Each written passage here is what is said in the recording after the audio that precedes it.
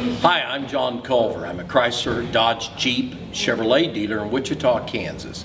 I've been in this business for about 42 years, worked for an auto auction prior to owning automobile dealerships, so most of my life since my freshman year in college has been devoted to the car business. That said, doesn't make me the ultimate expert on it, but I've made a pretty good living in these 40-some years in the car business. And I wanted to do a video discussing several points about the automobile business. First off, how do I know when I'm making a good deal when I buy a used car? Well, one of the things that we do, and we buy a lot of used cars ourselves to make sure that we're getting a good deal, is we shop around. We know what market value is on a vehicle. And there are several market values. There's a guidebook market value. NADA would be the one that comes to many people's minds.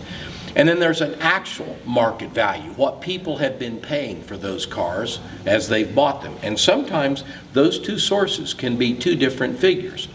If I was a retail customer, though, and buying a used car, I'd go online and do extensive research, several hours if that's what it took, to find out what other people are selling comparable cars for and what that book value is on that particular car. And once you're armed with those facts, that makes for a pretty formidable buyer, and it levels the playing surface considerably. The second point in buying a used car is a lot of times you have a trade-in, and the same process works on knowing the value of your trade-in. Go online, use the resources online, or call your bank and use their resources. A lot of times they'll know what they would loan on a vehicle like the one you're trading or the one you're buying. And if you have those figures, again, armed is dangerous. So the best tip that I could ever give anybody on making sure they're getting a good deal price-wise on a used cars is research, research, and more research. And if you have a friend in the business, be sure to avail yourself of their abilities and ask them as well. Now, as we go on, though, on the value of a used car, there's more than just the price to concern yourself with. There's the quality of the vehicle you're buying, and a cheap car can seem very cheap until a few months into the ownership experience when you come to find out the money you're spending on repairs per month, you could have bought a brand new vehicle. So in my opinion, the quality of what I buy is really more important than the price, and generally you're going to get what you pay for. In today's market, used cars are very short, hence the price is very high. And we've seen a lot of examples where a person could have bought a new car for the same amount they paid for a used car. And that's another resource that one should check, is what can you buy the same thing in a new vehicle for? And is that price differential enough to make you buy the used, or is that enough to make you buy the new? So that'd be another source I'd check. On the quality of the used car, back to that point, however, I would make sure that I had a qualified inspector of that vehicle. Many dealerships, franchise dealerships, will inspect a used vehicle for a fee, and they have factory-trained mechanics that probably work on that vehicle all of the time, so they would know the weak points of those vehicles. For example, in our product line, the older PT Cruisers, almost invariably you replace ball joints in those cars. Our technicians, that'd be one of the first things that they would check. So every car has its idiosyncrasy, and if you take it to that manufacturer or a good quality technician that's familiar with that product, they'll know what those idiosyncrasies are, excuse me, and that'll be the first thing that they looked for. Another question posed on used car buying is how I can make sure I'm not buying a lemon. That again is extensive research. For example, in our product lines, if we have the ID number of a vehicle, we can trace that vehicle back to its original owner, and we can see what factory repairs have been done on that.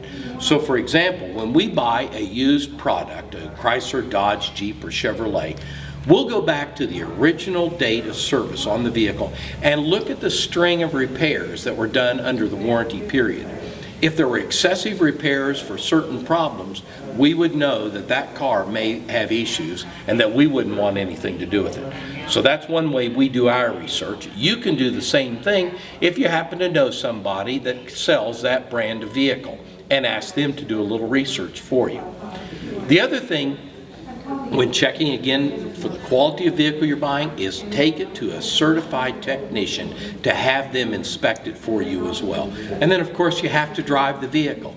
And I think most of us know when we drive a vehicle the quality of what we're getting. Again, I'd be aware of a couple of things. One's the price though, and the second, and this is the first time I've covered it, know who you're dealing with. To me, it's very important in buying from reputable sources. We buy a lot of cars, but there are certain places even we won't buy cars, and we know this business. And there are other places that are very trusted sellers of cars, and we're very comfortable in doing business with them. So when you buy a vehicle, make sure you know something about the party you're buying from. And I think that's almost as important as checking the quality of the car out itself, because a reputable seller will not sell bad vehicles. Another question many used car buyers have is, do all used cars purchased in the state of Kansas come with a warranty? And the answer is yes. Kansas is an implied warranty state. But what you need to maybe look at there is the extent of the warranty. For example, some dealers would offer 5% off on parts and labor for 3 days or 300 miles. Well, that's not much of a warranty, but it covers them as far as the state law goes. Again, knowing who you're buying from is very important when buying a vehicle, and checking to make sure you understand the terms of the warranty that comes with that used vehicle. And another option is many dealerships and used car vehicle merchandisers sell extended used car warranties. Those are very good in many cases, but in most all cases, you need to read the contract to make sure you understand what you're getting.